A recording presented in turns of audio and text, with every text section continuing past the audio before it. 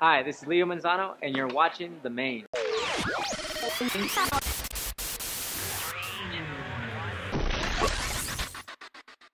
My name is Jesus Ramirez. And I'm Rasan Barenji. Welcome to The Main. In today's episode, we'll be discussing the LA trip, the fishing tournament, and exclusive interview with one and only Leo Manzano. And we'll have a surprise at the end of this show. But first, to Cameron and Jackson with the LA band trip. Hi, I'm Jackson Ramey. And I'm Cameron Stein. And we're interviewing several band students and the band director about the spring 2015 band trip.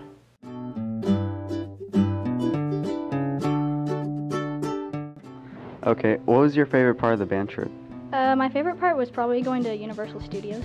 My favorite part of the band trip would probably have to be all the hotel shenanigans that I partook in over the course of 3 nights. My favorite part was going to Disneyland and having fun with my band family. What was your favorite part of the band trip? I guess my favorite part was just being able to hang out with friends and have fun at Disneyland and all the funny characters. And I got to take a picture with SpongeBob, so. What was the weather like in California? It was good. It was really hot, and it was what we were expecting because the Texas weather was just all over the place. It's a dry heat, not too humid, not too unbearable. Well, it was classic LA weather, perfect. It was not too hot, not too cold. It was perfect. It was really hot. It was nice. Did you get any souvenirs at Disneyland or Universal Studios? I only got a shirt. How was the performance at Disneyland? Did all right. Not the best one, I'll be honest, but we got it done. Got some cool hats. I thought it was really good. What was your favorite part about the trip? I have 2 favorite parts. The tour of Universal Studios was cool, and the Pirate Adventure Dinner Theater, where I showed off some of my slick dance moves. All right. And final question, was it hard keeping up with everyone? No, not at all. With the help of our band chaperones and excellent planning and forethought, we have systems in place to keep track of everyone, and our students are excellent at following directions and following the policies and following the procedures, so never hard to keep track of anyone on our trips. Thank you, Cameron Jackson. Sounds like a lot of fun. Now to sports, featuring the drag team's fantastic year. This is Roger, and I'm reporting from the track for the Main.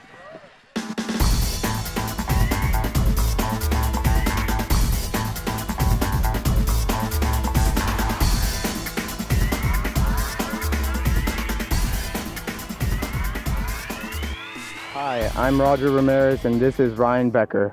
So tell me, Becker, how do you think your season went this far? It was pretty good. Had its ups and downs for sure.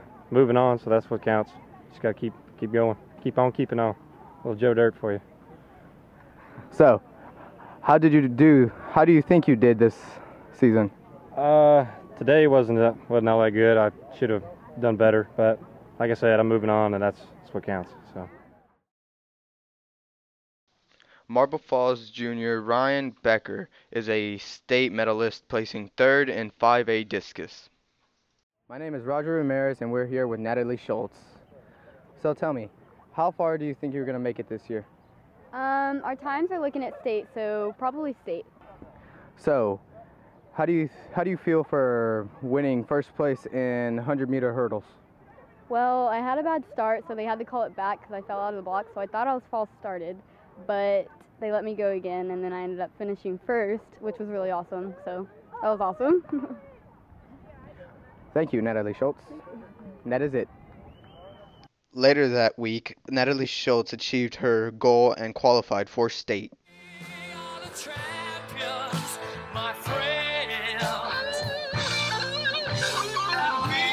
The girls' track team got first place with 103 points, which made them the area champs.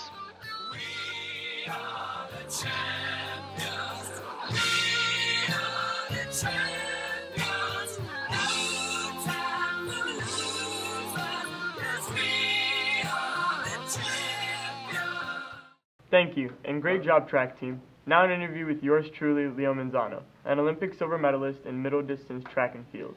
This is the Leo Manzano interview, and we will be discussing the time and life challenges of Leo, from a child in Greenwich Shoals all the way to a track star in the London Olympics. First thing we wanted to know was, can you tell us a little bit about your childhood, about growing up here in Granite Shoals in the Marble Falls area? Yes, I grew up here in Granite Shoals, went to school in Marble Falls, literally metaphorically my running grounds. I remember Phillips Ranch Road. I would when I was in middle school and high school, I had a 20-minute loop. That was the most I'd ever ran. This is literally my running ground, the places where I used to run and train. Oh, that's fantastic. Well, going along with that, when and what made you decide that you wanted to be a track athlete? Yeah, so running has always been a part of my life, and it's something that I've always enjoyed. But then what happened is I got a lot of support. I started becoming pretty good in right around middle school, thanks to Coach Schnaman. And then that kind of trickled into high school, where I caught up with Coach Futrell, and Coach Futrell really supported me along the way. He also made me a Longhorn fan, and I fell in love with the university. I got recruited to the University of Texas after winning several state championships in high school, and the next thing I know, I'm running at the Olympics. So. That's fantastic. What can you tell us a little bit about your time as a student, both a student, I guess, at Marble Falls High School and as a student at the University of Texas? Yes. So something that just being in the community and being in the Marble Falls Grand Shoals community. I just love how supportive they've always been. I've had an opportunity to travel the world and get to see many things. But I always, when I come home, this is home for me. And I love coming home and just being here with everyone. That's wonderful. Now, I know that throughout your time frame, I know you had a few challenges through your life. Can you tell us a little bit about those challenges and how you overcame those challenges to be who you are today?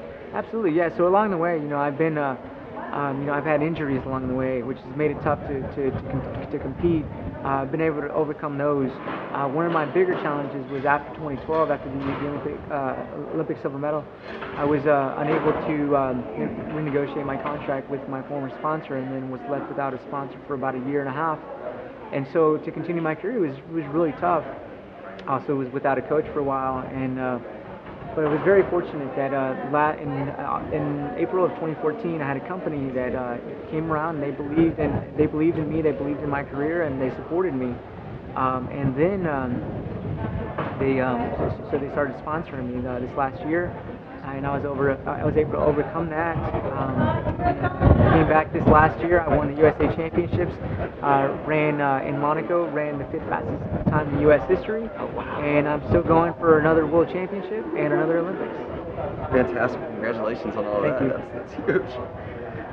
What can you tell us about your Olympic experiences? I mean, each one has just been incredible. My first one in 2008, when it was my first time to go to the Olympics, and my family got to travel with me. My dad took his cowboy hat, so he was in Beijing, China, with his hat. And then, so that was a great experience, just having my family there.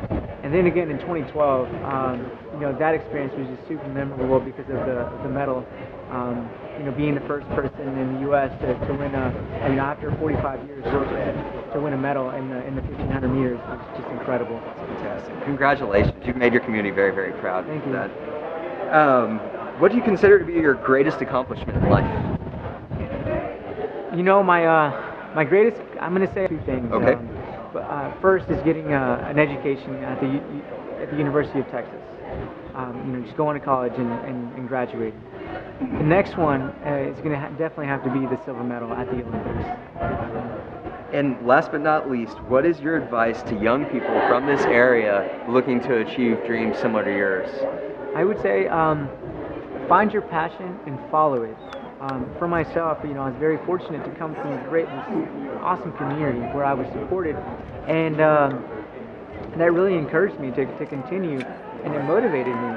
And I can continue to follow my passion, and the next thing I know, my passion became my job.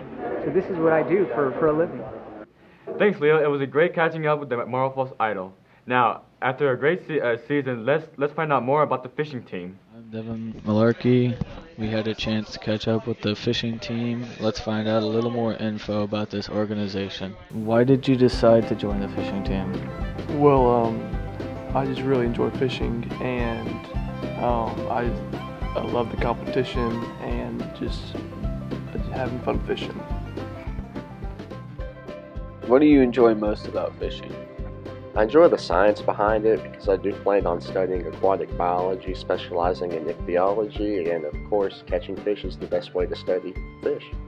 Just seeing all the big bags that come to the weigh-in and just catching a lot of fish and just being with my friends. I'm here with Wes Thornton, the guy that caught the 10-pound bass. What was the lure that you used to catch that 10-pound bass? White crankbait. Can you describe what that is? It looks like a little fish with like a little bill on the end of it. How did you feel whenever you caught that fish? Very excited. Had a lot of adrenaline. Stuff just runs in my body. What is your favorite type of lure to use? Definitely a shaky head bait with a finesse worm on the rig. It's going to imitate a smaller predator feeding on the bottom, and since bass are apex predators of the lake, that is going to incite a reaction. Either a topwater frog or spook, or a Texas rig worm. I'm here with Coach Orton, the leader of the fishing team. Well, any tournament that they go to, the more experienced anglers at least, will do what they call a pre-fish. And a pre-fish means if your tournament is like this coming Saturday, they'll try to go out this last Saturday, this last Sunday, and they'll try to go out a couple times this week. And what they're doing is they're trying to find where the fish are. Can you give us some background information on how the fishing team was originated? There's a boy that graduated last year named Austin Ellis. His parents, Brian and Lorna Ellis, started the club, I guess that's probably about 6 or 7 years ago. What kind of boat would you say would be best to use? A pontoon boat, normal fishing boat? Most of them all have what's called a bass boat, and a bass boat is they're the boats that don't sit high. They sit low to the water. How did you feel whenever you found out that Wes caught the big bass? That was probably the best part of it was the best. And the interesting part about that is when he caught that fish, we knew it was huge, and we knew he had a chance of winning the big bass trophy. But he was one of the first boats that came in. There was 80 boats on the lake that day, and he was one of the first 5 or 6 boats that came in. So when he got it, we were like, oh man, this is going to be great. But he had to wait another hour and a half before every boat came in and got their fish weighed.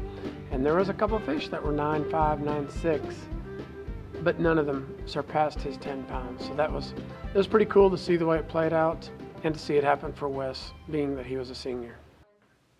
And now, the moment have you been waiting for? Drum roll, please. Enjoy this special segment dedicated to you seniors. Thank you for everything you've done. Thanks for watching the first season of The Main. Have a great summer.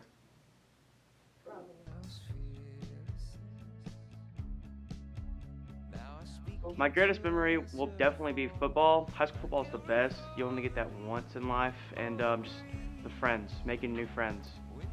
The sense of community, not so much in the fact that we all get along and like each other, but in the fact that we don't, and that makes us stronger because not everyone is the same, so it creates diversity. Not really in the way that you have at a college, but in the way that you have with a family.